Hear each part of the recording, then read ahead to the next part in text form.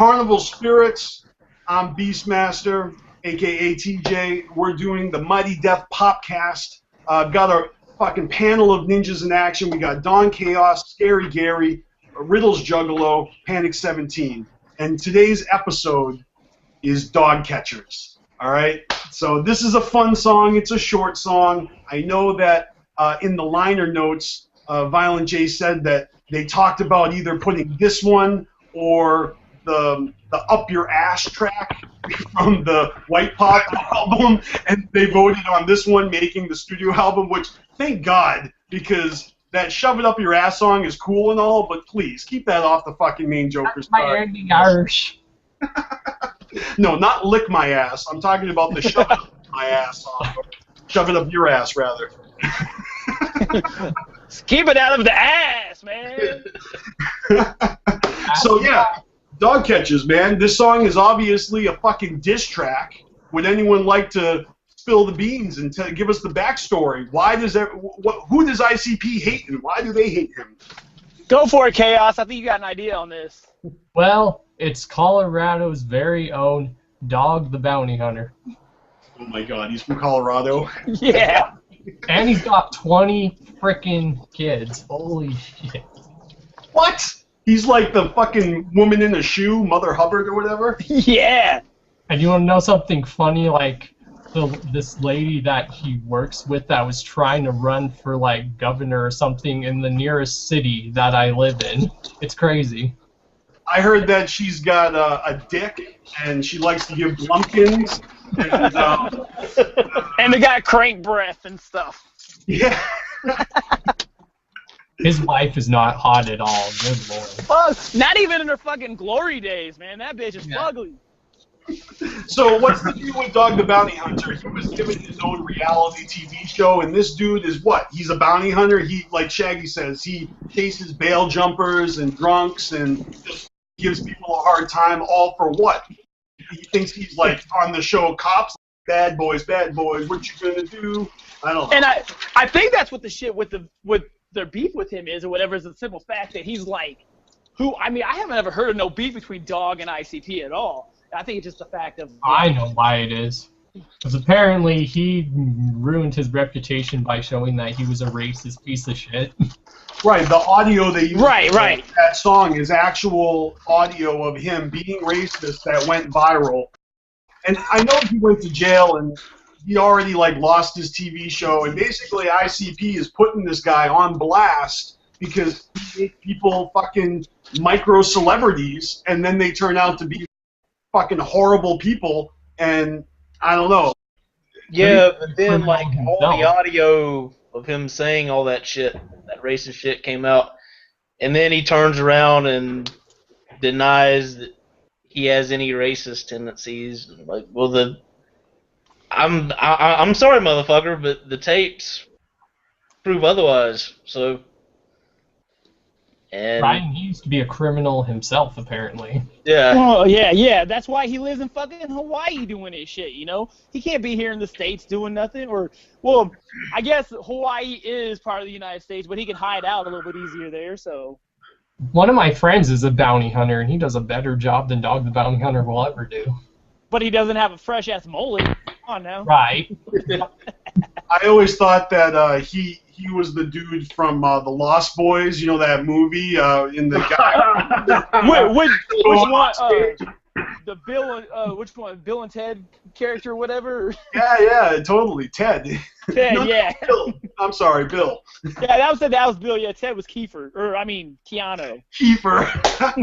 Kiefer was the lead vampire in that movie. I love it. It's crazy because my aunt went to a country concert recently, and apparently he was at that concert, and he apparently got a good reception. I'm like, why would you people applaud this dude after the shit that he pulled? I don't know, man. Why do people fucking applaud fucking Steven Seagal? You know what I mean? That dude thinks he's some sort of guru, like fucking kung fu, like ambassador. Yeah, we're gonna make you a fucking cop. Here we go. I mean, Shaquille O'Neal's a fucking cop. Come on now. I mean, or like Ted Nugent. Seems like Dog the Bounty Hunter don't stand for shit. You know, he's scum of the earth, and ICP decided that it would be fun to call him out because he fucks with the type of people that, let's keep it real, you know, might be juggalos, you know what I mean? Like someone who's just fucking struggling in life, not trying to get in trouble, and then you got Dog the Bounty Hunter fucking hopping all over your ass, teasing you and bringing you in. Like, get the fuck out of here, narc. Like, and trying to act cool with you. And I'm your friend, I'm your buddy now. You want to smoke? I'll give you a smoke. Yeah. Let me throw God in the mix also. Let me do that shit. I'm gonna preach God to you while I shove this Big Mac down your throat after bear macing your ass. Yeah. What's fucked up is they actually got a second show. I didn't know that, but I found out it's called like Dog and Beth. Oh my God! Yeah. Like a Flavor of Love thing and shit, or Love reality show. Well, no, they do the same thing. They just like bounty hunt, and it's the same show just under a different name. Well, anything to make a buck. All that shit in Detroit, he wouldn't make it out. No, not all that racist shit he was going about. Yeah, hell no. Speaking of the whole Juggalo thing, though, supposedly there is a rumor going around that he despises Juggalos. I wouldn't doubt it. I don't know how much credibility that has, but do you think that rumor stems from before he got called out as being racist, or is this the aftermath of having Juggalos fucking telling him to fuck the fuck off on social media like every time? I heard this rumor before the whole racist shit came out. Mm-hmm. I'm not sure if it's true or not. So. Oh gosh, hearing that someone isn't a fan of ICP or Juggalos. Never heard that before. Oh yeah. Whoa. He must have had a bad run-in with the Juggalo here in Colorado. I'm just kind of used to it. I don't care anymore, so. He was probably getting his fucking chronic from a dispensary ran by a Juggalo and fucking got ripped off. Now let's talk about the track itself, though. Okay, well, I mean, we got it. You know, Dog's a fucking dick, whatever. Mullet ass bounty hunter with fucking a wife that looks like a fucking pumpkin.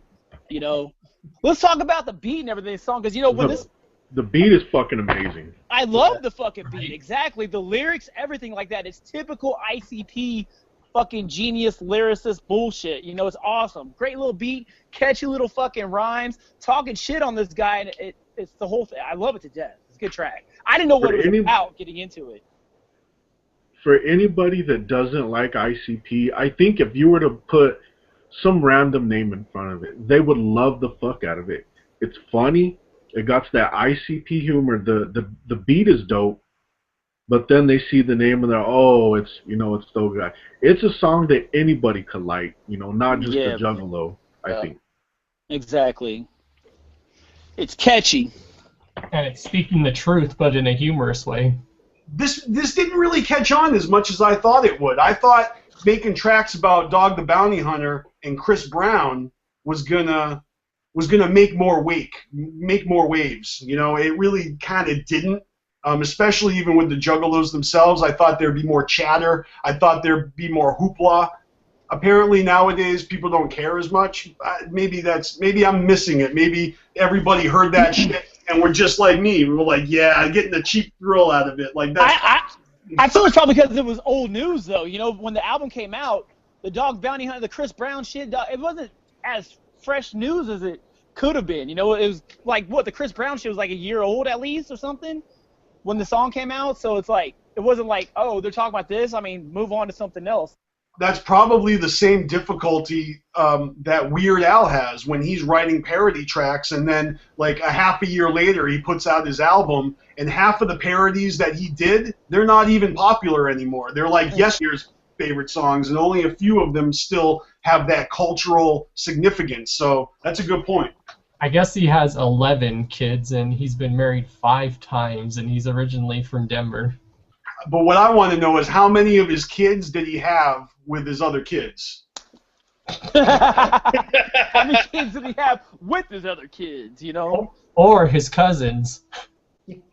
His daughter on the TV show is probably his fucking granddaughter. I'm saying, like, which one of his youngest kids calls him uncle, daddy, grandpa? Probably a lot. No, but I do remember in the liner notes them saying that they were debating on this one or the Shove It Up Your Ass song, and to me there's no comparison. I don't even know why they put it to a vote. I get it. It's a short track, and they just wanted a short, fun song, you know, to make that album complete. I thought it was a great choice. So in the infomercial, they said this time they show no mercy on who gets called out. That's right.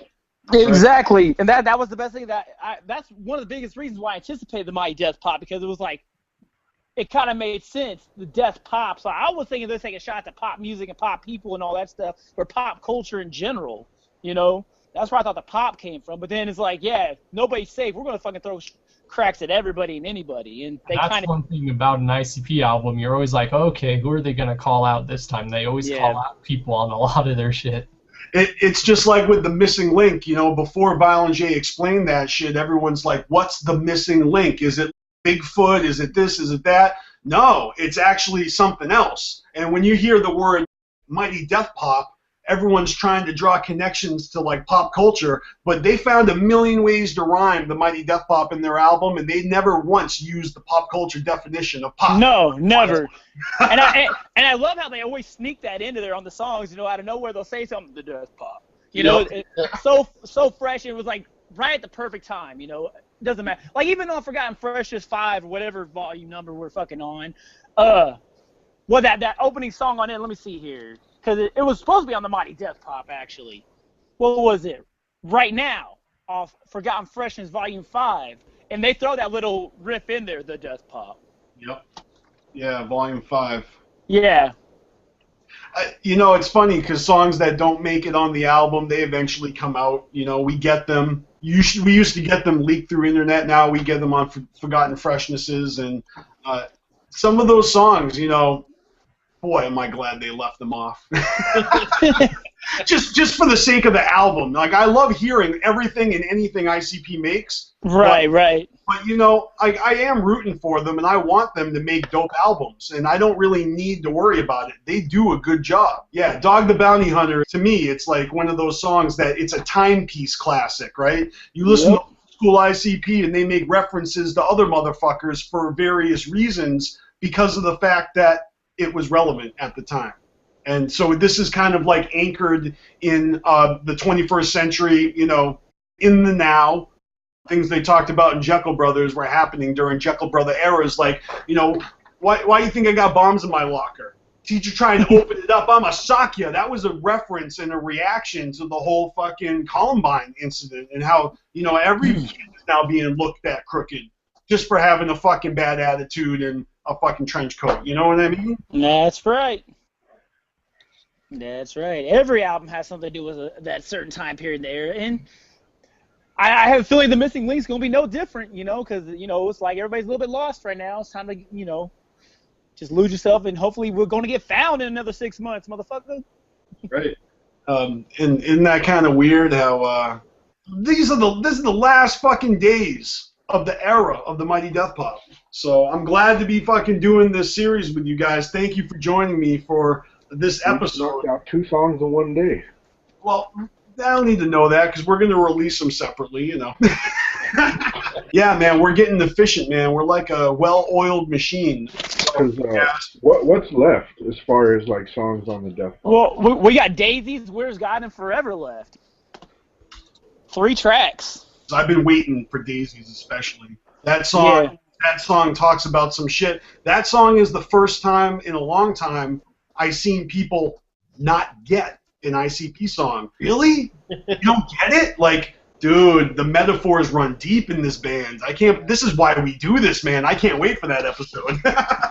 Exactly. There's so many people that listen to ICP tracks with a closed mind. They don't sit and listen to it and really understand what's going on. It's like my girlfriend, you know, she's a big, like, brand new fan and things. She's like, oh my God, they're this great artists and lyricists and this and that. It's like, yeah, because you sit and you listen to it, and I may hear a brand new song and not get what the fuck they're talking about. But do the same thing with me. I do it with your shit. Listen to an ICP song and actually listen to the true meaning behind it, and you'll be like, wow, that went fucking deep, you know? And that's how Daisies is going to be when we talk about it. There's so much fucking deep meaning behind that song. And that's a good precursor for the next episode. I hope you juggalos enjoy our series. I hope you guys will tune in for the next one. And on that note, I'm gonna say goodbye, and make sure you check out our website, CarnivalSpirits.com. Thank you very much. Do it now.